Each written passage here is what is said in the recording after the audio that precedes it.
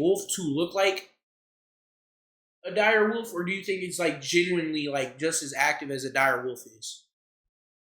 The howl of a dire wolf hasn't been heard on planet Earth for more than 10,000 years. That's because the species is extinct, or was. Colossal Biosciences is a Dallas-based company that's using genetic engineering to de-extinct long-gone species. And this is the first. So Jurassic Park, Jurassic World means nothing. We're just gonna, you know what?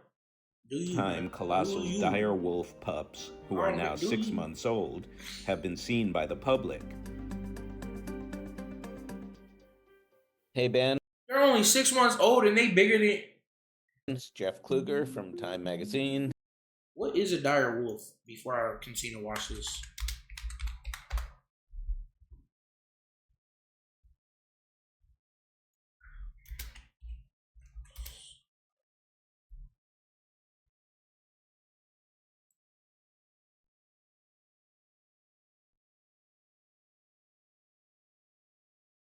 So it's not that big. Okay, what is the biggest wolf to ever exist?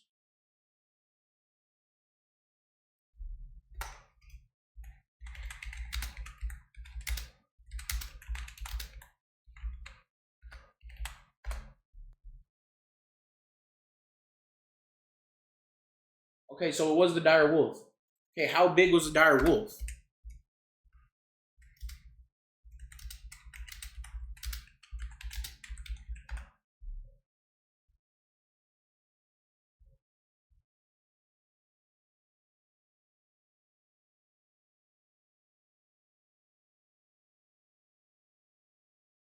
Okay, you know, it's not that big. It's only 7 feet. I'll beat in a fight, low key. A pleasure to meet you. Yeah. Tell me a little bit about what the goal is for impact, inspire people, and then also hopefully thoughtfully rewild some of these species, which apparently will also have ecological benefits to these different potential ecosystems. To try and do that, Colossal needed to understand dire wolves at a genetic level. The company has documented the process from the beginning and shared this footage with Time for a cover story. So can you tell me a little bit about what went into engineering the dire wolf? We extracted DNA from 2 fossils that we knew from previous work had some amount of preserved ancient DNA. So apparently Jurassic Park don't mean nothing to you.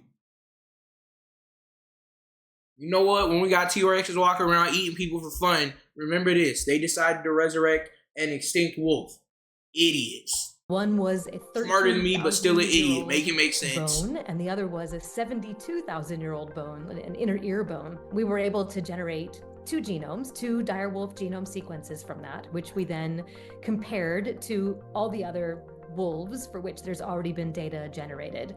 And when we do that, we want to figure out where it is that these 2 dire wolves are similar to each other, but different from the other wolves that are out there. And so we come up with this list of genes where they're distinct. Now, our goal in the dire wolf project, just like with all de-extinction projects, is to re-engineer the core. I full 100% believe if they're dead for a reason. Ain't no reason to bring them back. Could you imagine dying, being at peace, and then someone brings you back? Bro, let me be dead. Like, what?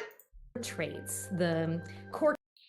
I don't know if it's me just being dumb, but this doesn't make sense for me. Like, what do you mean? Characteristics that made these extinct species unique and able to fill whatever role that they filled in their ecosystems when they were still alive. Using this knowledge, Colossal then made 20 modifications to 14 genes in the DNA of common gray wolf cells. These relatively few tweaks to the genetic code produce some big differences.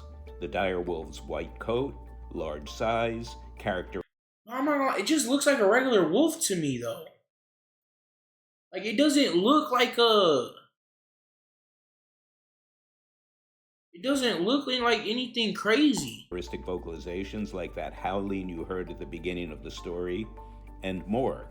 That DNA was transferred to denucleated egg cells, meaning cells without their own genetic material, and then developed into embryos and were then implanted in the wombs of surrogate mothers, who were hound mixed dogs.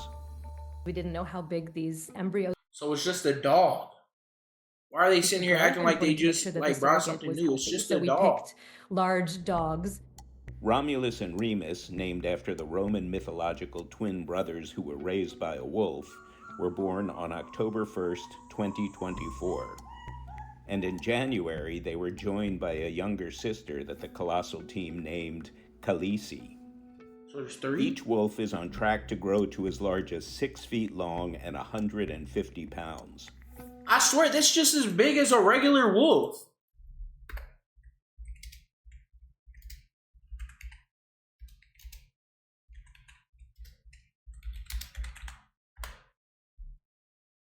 Gray wolves are large. Oh, no. They only get to 60 to 80 pounds. Never mind. That is a fat freak. What the heck? Bro, breeding has been going on basically forever, and they acting like they made something new. Well, they're not acting like they made something new. They're acting like they brought something back. It's like they're trying to recreate Jurassic Park. As if they haven't learned as if that movie doesn't tell you the problems in resurrecting dead animals. You know what I'm saying? Because me personally, I don't want to resurrect an animal that's bigger than me. Like, could you imagine creating something that could eat you or bringing back something that could eat you? Are you dumb? Or am I just like too much of an idiot to realize the benefits of bringing back extinct animals? Colossal isn't planning to reintroduce them to the wild. Instead, the 3 dire wolves will live out their lives on a fenced 2,000-acre preserve. So when did dire wolves go extinct?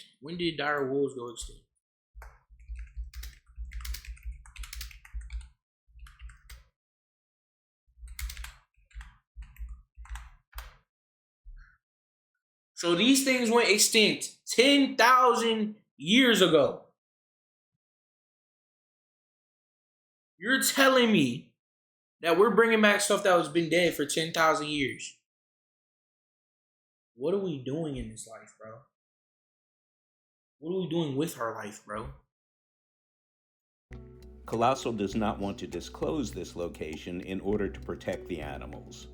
I think these are the luckiest animals ever. They will live their entire life on this protected ecological reserve where they have all sorts of space and they have natural denning environment and they have an inclement weather hut that they can go and hide out in if they need to.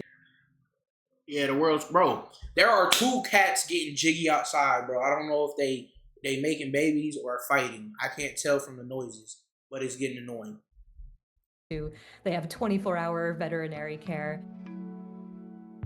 Dire wolves aren't the only species on Colossal's de-extinction agenda. An American company says it has genetically engineered mice so that they have developed some traits like mammoths. A small but potentially important step. The company is also hoping to bring back the dodo and the Tasmanian tiger. If some of this genetic tinkering feels familiar, it's because Hollywood has been here first. And spoiler alert, we all know that didn't end well.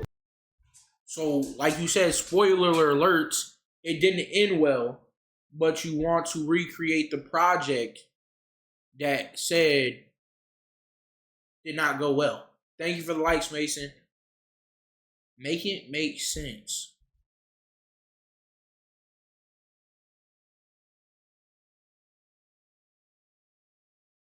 Or am I just too dumb to understand the benefits of bringing back dead animals? That So could be a very real possibility. bioethicists have some concerns. When you're playing with nature, nature usually wins. Nature is much more complicated than the ability of our brains to understand it. Genes do many things. There may be a lot of unintended consequences. Let's say we alter a gene to make extra hair or to make it burn metabolism more, burn fat more. those genes may do other things in ways that we just don't even understand. So we may create animals that have lots of medical problems. If we start tinkering with genes, we may... I don't care about none of the medical problems. I care about whether or not an animal that could murder me comes back to life. Who cares about the medical issues? I just want to know if I'm still going to be alive in 10 years because of it. Create a super mouse, a super rat that kills all the other animals around. But the team at Colossal says their mission to restore extinct... There's no benefits to this. It's like bringing someone back from the dead. Like, that's what I'm saying, bro. It doesn't make sense. ...species is also about stopping the disappearance of endangered ones today, as experts predict Earth will lose 30% of its genetic diversity by 2050. Colossal has used techniques learned from the Dire Wolf Project to clone 4 red wolves, a small but important step in fortifying that endangered species.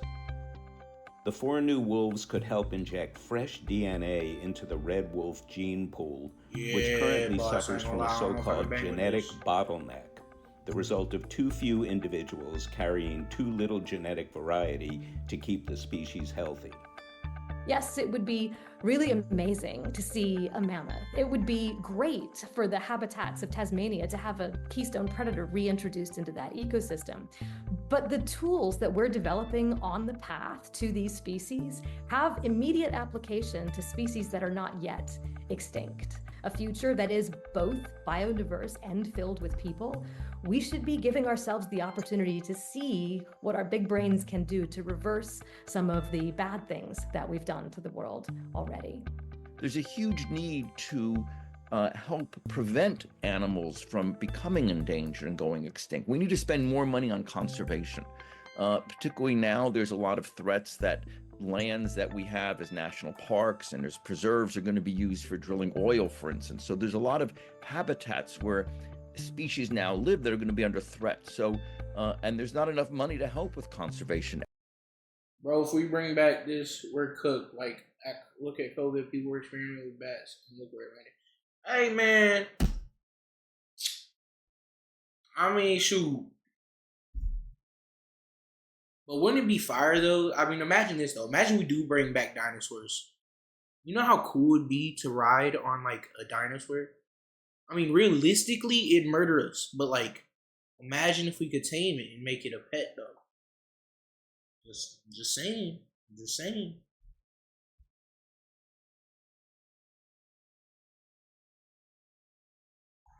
Like, could you imagine that, though? That would be fire, I feel like. I feel like that would be fire, no? Do you know how much damage would be done to the world? I don't know, man. Look, my biggest question is, why is Elon Musk so worried about leaving Earth rather than fixing Earth? I don't know. But look,